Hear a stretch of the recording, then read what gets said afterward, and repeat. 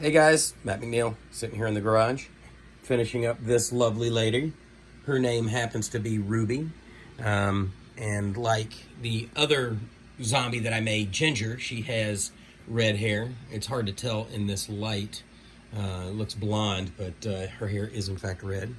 But this is a paper towel and bottom of the barrel latex sort of on the fly impromptu sculpt, meaning it doesn't start in clay and end up as a hydrocal mold. You know, it ends up being a one of one because I'm literally sculpting latex and paper towels on top of something like this. And this is actually the exact thing that she started as. This is the skull mask that I sculpted about a year and a half ago.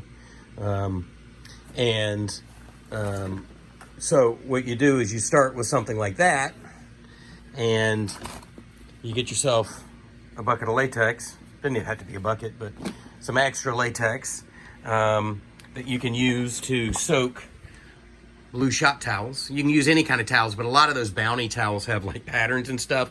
And if you're not careful, it'll like be embossed on her face like Bounty. So these are really good because if you look, they kind of have a really nice skin texture.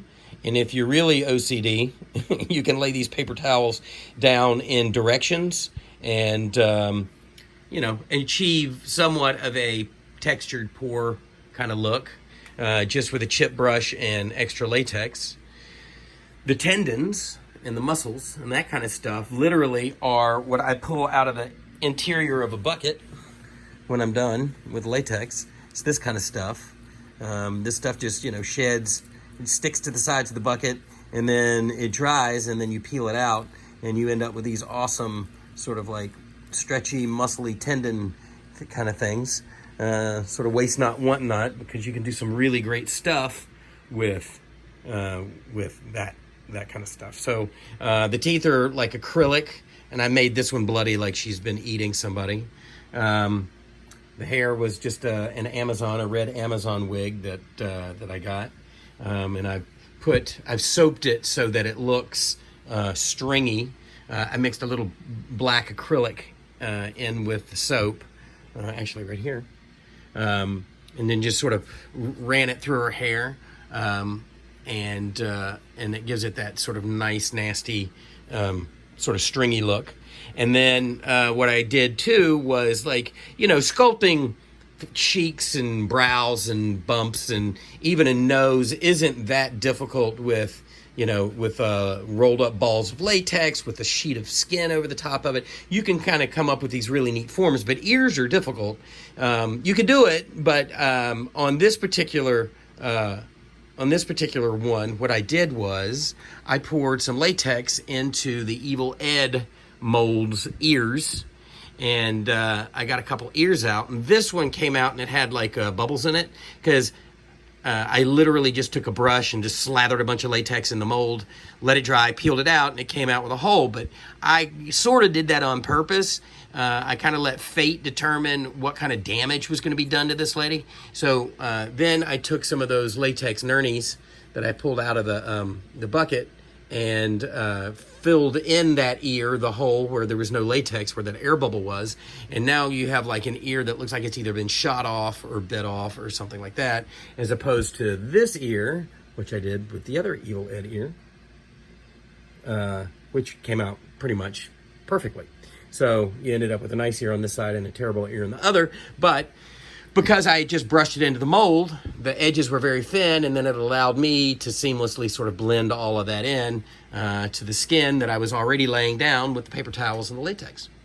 There's that. And then the other thing that I did was I took some of these eyeballs. You probably have seen these like on Amazon or whatever. I think they're like, I don't even know, $8 for a pair, maybe. And actually on the board, somebody, some latex or something on this one, somebody on the board last week was talking about how to get that nice milky look. And it was a really great suggestion. They said to mix talcum powder in with gloss and make like a milky, cloudy mixture. I did cheat a little bit and added a couple drops of this white Liquitex ink into the into it, just to kind of kick it a little more, because I was using the the Monster Maker's Permagloss, or whatever it's called. I don't know where it is right now. Oh, there it is, Flex Gloss, and it's really thin. And since I'd never done it before, I just wanted to do layers and layers, but it was taking too long, so I cheated and put a little white in there. But yeah, it worked great. And so this eye was actually green, because she is in fact a ginger. I wanted her to have green eyes. And then I took some Perma Blood and kind of took a very thin brush and stippled it all the way around that eyeball. Added a couple little yellow dots.